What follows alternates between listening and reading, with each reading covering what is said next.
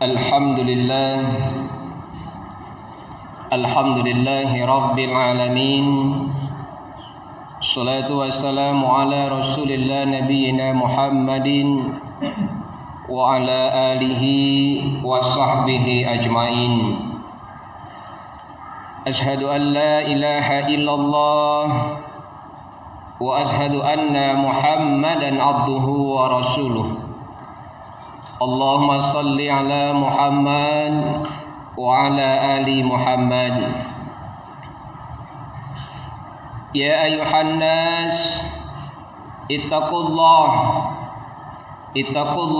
haqqa tuqatih wa la tamutunna illa wa antum muslimun, amma ba'd.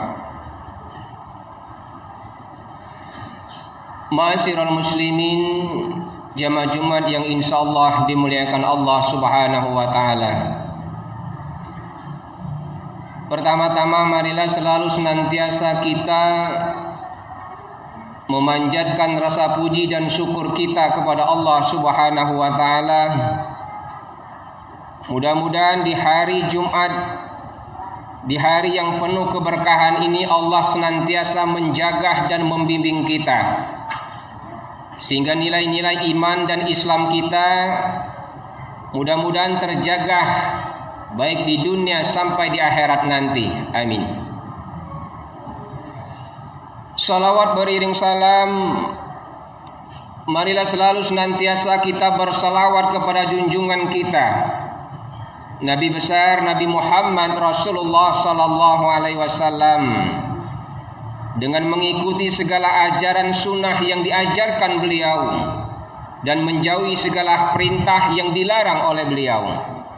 Dengan seperti itu, mudah-mudahan Rasulullah memberikan syafaatnya kepada kita baik di dunia maupun dalam kehidupan akhirat nanti.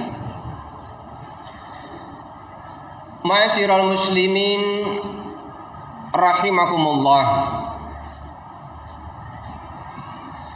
Kalau kita lihat kehidupan anak muda, generasi muda, bahkan orang tua di akhir-akhir zaman sekarang ini, di mana pendidikan kita terkadang sudah menjadi suatu toleransi yang sangat terkebelakang. Kita lihat anak-anak muda dan anak-anak remaja kita, bahkan orang tua pun sangat sedikit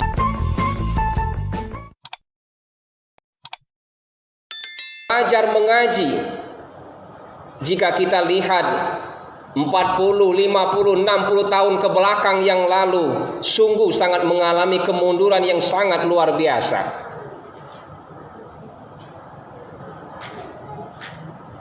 Kalau kita lihat di zaman yang canggih sekarang ini, anak-anak remaja kita sudah banyak yang nongkrong di pinggir jalan.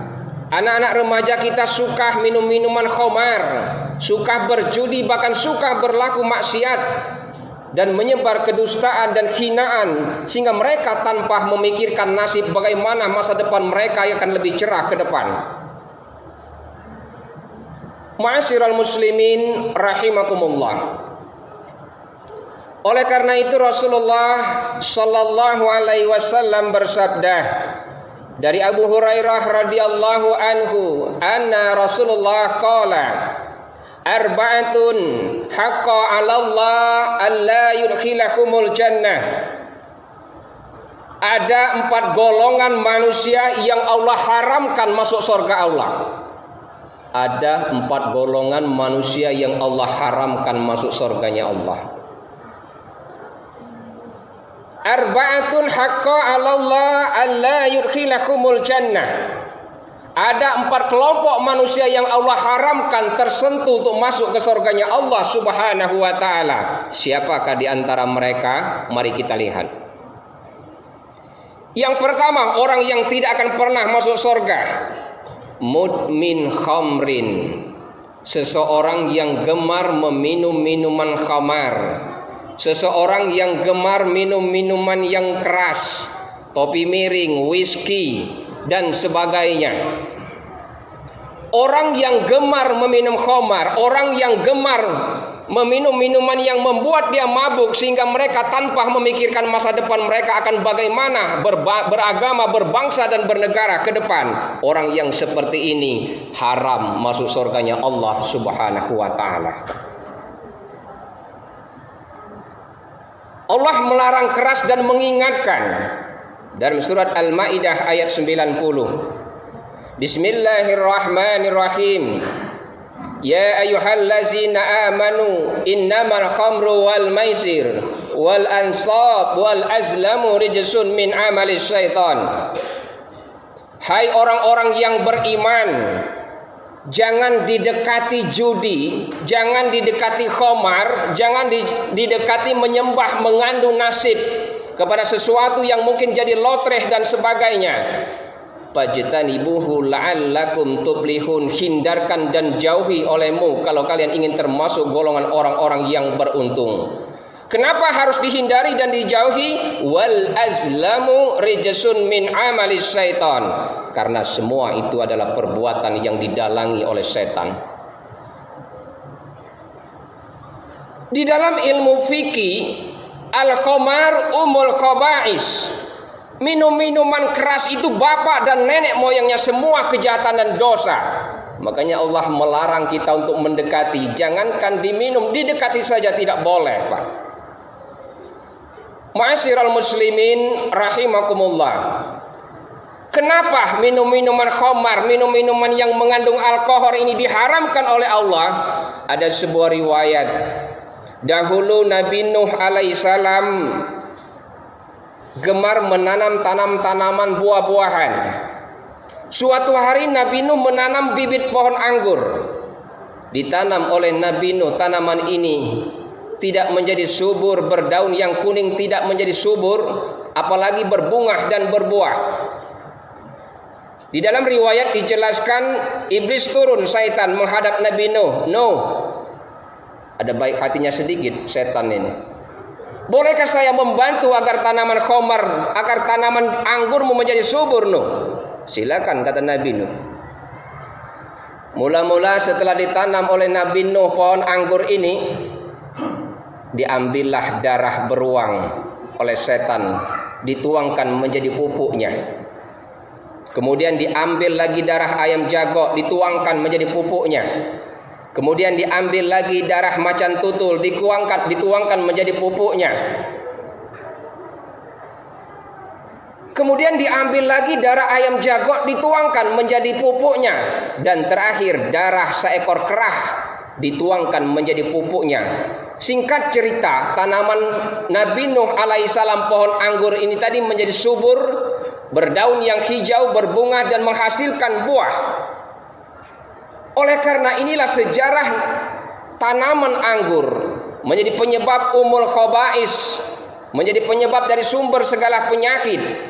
Siapa yang meminum minuman khamar, dia suka ketika dia sudah mabuk sering mengomel sendiri. Kenapa? Karena ada darah ayam jago di sana. Orang yang sudah minum minuman keras, begitu dia mabuk, tanpa sadar dia merasa dirinya lebih hebat dan gagah. Kenapa? Karena ada darah beruang di sana. Orang yang suka minum minuman keras, begitu dia sudah lupa dan sadar, dia suka saling membunuh satu sama lain tanpa sadar, tidak peduli saudara dan siapa yang dia bunuh, karena ada darah macan tutul di sana.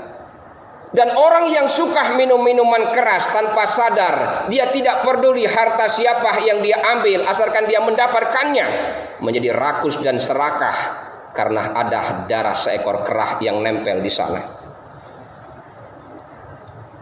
Ma'asyiral muslimin, jamaah Jumat yang insyaallah dimuliakan Allah Subhanahu wa taala. Al-khamar umul khaba'is, minum-minuman keras ini bapak dan nenek moyangnya dosa. Fajtanibuhu la'allakum tuflihun. Jauhi dan hindarkan oleh kita kalau kita ingin masuk ke surganya Allah dan menjadi orang yang beruntung.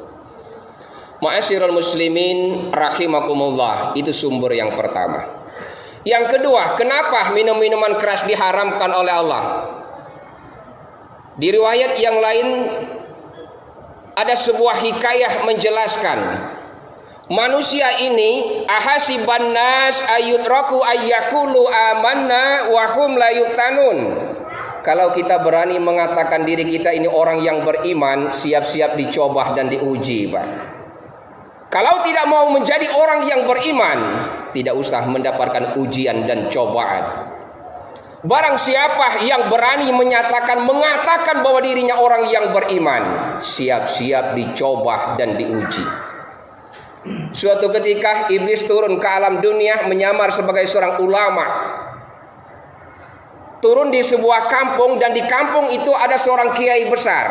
Dari kecil sampai dia menjadi remaja, sampai dia menjadi orang ulama yang besar, kiai itu tidak pernah berbuat salah dan dosa. Buka pondok pesantren, santrinya banyak. Kiai ini tidak pernah berbuat dosa dan salah. Iblis datang menyamar sebagai seorang ulama, sebagai seorang kiai, tapi musafir. Begitu tiba di pondok pesantren seorang ulama ini, sholatlah di masjid. Kiai yang memiliki pondok pesantren dan muridnya yang banyak ini tadi jadi imam. Setan yang menyamar sebagai seorang ulama musafir menjadi makmum di belakang imam. Selesai sholat, selesai berzikir dan berdoa, setelah selesai semua jamaah pulang ke belakang. Terakhir setan yang menyamar tadi masih berzikir duduk di jamaah belakang. Dilihat oleh seorang kiai ulama milik pondok pesantren tadi, kiai yang menyamar setan ini tadi berzikir sambil mencucurkan air mata. Berzikir kepada Allah sambil mengeluarkan air mata, seolah-olah dia terbayang semua dosa yang pernah dia lakukan. Ditanya oleh kiai yang tidak pernah berbuat salah dan dosa ini tadi, "Mas, kamu dari mana?" "Saya seorang musafir datang dari jauh sehingga tidak sempat untuk sampai kepada tujuan, mampirlah di masjid ini dan sholat." "Kenapa?" "Saya lihat Bapak dari tadi berzikir kepada Allah, berdoa kepada Allah sambil mengeluarkan air mata. Begitu khusyuknya kamu berdoa dan berzikir kepada Allah. Saya," kata kiai yang punya pondok pesantren ini tadi, "sejak dari lahir sampai saya punya murid yang banyak, sampai saya menjadi seorang ulama yang terkemuka, tidak pernah saya berzikir dan berdoa sambil mencucurkan air mata. Lalu bagaimana supaya saya bisa berdoa dan berzikir supaya keluar air mata?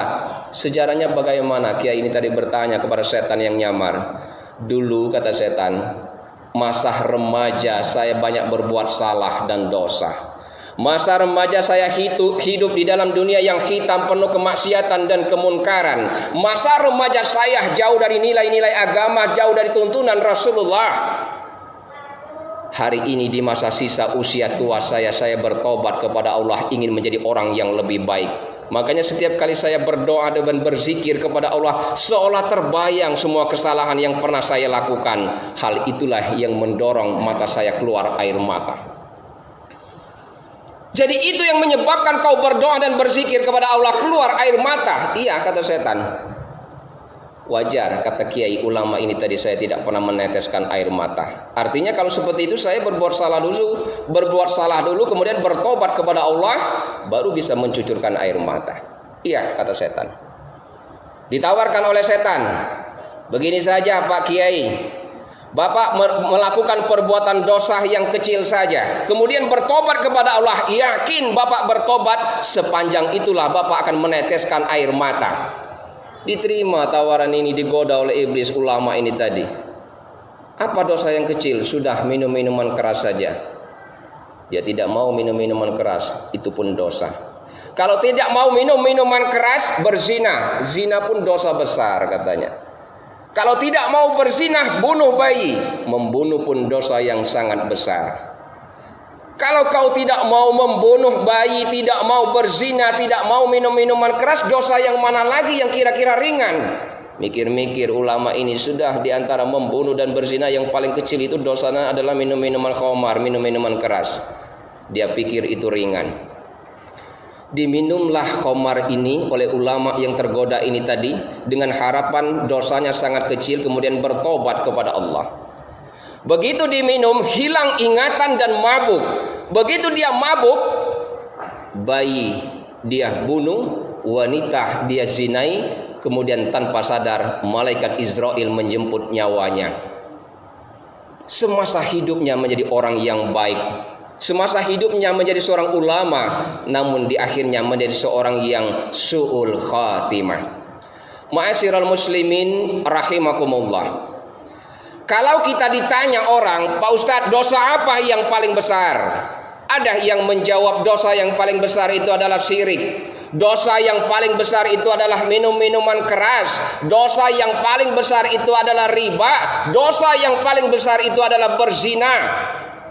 Bukan itu, Pak. Dosa yang paling besar di pandangan Allah adalah ketika kita menyatakan, melalaikan dan menganggap remeh dosa-dosa kecil yang pernah kita lakukan. Bagi seorang hamba yang menganggap dosa-dosa ringan dan remeh, yang kecil kita abaikan, itu adalah dosa yang sangat besar di hadapan Allah Subhanahu wa taala. Ma'asyiral muslimin, jamaah Jumat yang insyaallah dimuliakan Allah. Itu yang pertama.